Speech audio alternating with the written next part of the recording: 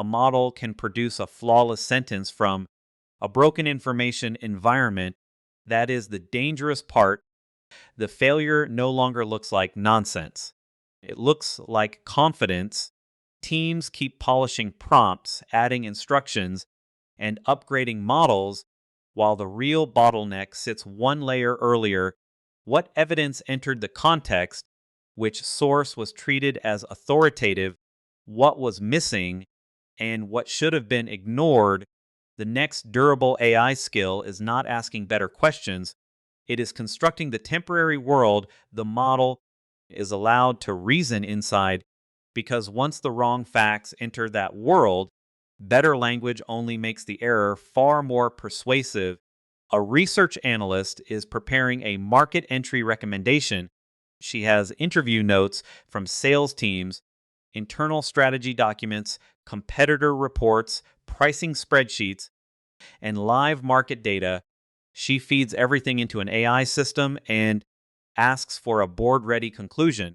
Minutes later, it returns a polished recommendation.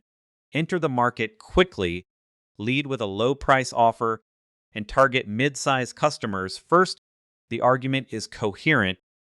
The slides are clean, but one competitor report is 2 years old, an internal memo has already been superseded, and 2 interviews directly contradict the conclusion. The model did not fail to write, it failed to know what deserved trust. The obvious fix is to add more information. That often makes the problem worse. A large context window can hold more evidence, but capacity is not judgment. The model still needs to distinguish current from stale, policy from opinion, verified data from speculation, and primary evidence from repeated summaries. When everything is pasted together, contradictions become invisible inside volume. Relevant details compete with background noise. Old facts remain grammatically equal to new facts. The result may become richer, longer, and more convincing without becoming more correct. Context quantity answers, how much can the model see? Context engineering answers, what should the model believe and why? Prompt engineering shapes the request. Context engineering shapes the evidence available to answer it. That shift changes the job completely.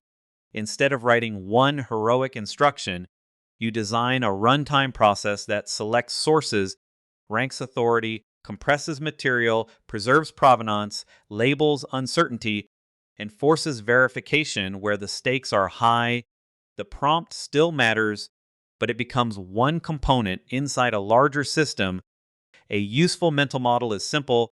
The prompt defines the task, while the context defines the model's temporary reality. Reliable systems control both. The analyst does not need a more eloquent request. She needs a controlled evidence package assembled for this decision. At this moment, the first component is context selection. Before asking the model to summarize, decide which documents are eligible to enter the task. For the market entry analysis, separate customer interviews from internal opinions, current pricing from archive pricing, approved strategy from abandoned drafts, and live signals from historical background. Retrieval should be driven by the decision, not superficial keyword overlap. A document can mention the target market repeatedly and still be irrelevant. The core rule is memorable. Retrieve for the decision, not for the topic. Once selection is wrong, every downstream step becomes an efficient way to process the wrong material. A reliable context system behaves like a loop, not a document dump. It starts by defining the task and its required evidence. Then it retrieves candidate sources, filters them by relevance and permissions, ranks them by authority and freshness, compresses them without deleting decisive details, attaches provenance, marks conflicts, and assembles only the context needed for the next model action. After generation, the answer is checked against the source set, and missing evidence triggers another retrieval pass. This is runtime context assembly. The model receives a purpose-built evidence environment for each step. The analyst's recommendation should not begin with read everything. It should begin with build the smallest trustworthy case. The next problem is source ranking. Models do not automatically understand an organization's authority structure. A signed policy may outrank a meeting note. A live database may outrank a quarterly report. A customer interview may reveal demand but cannot define legal constraints. Each source needs metadata explaining what it is, who produced it, when it was updated, its scope, and its authority. Without that structure, repetition can masquerade as truth because 5 summaries may trace back to one weak claim. Preventance lets the system ask not only how many sources agree, but also are they independent, current, and allowed to decide this.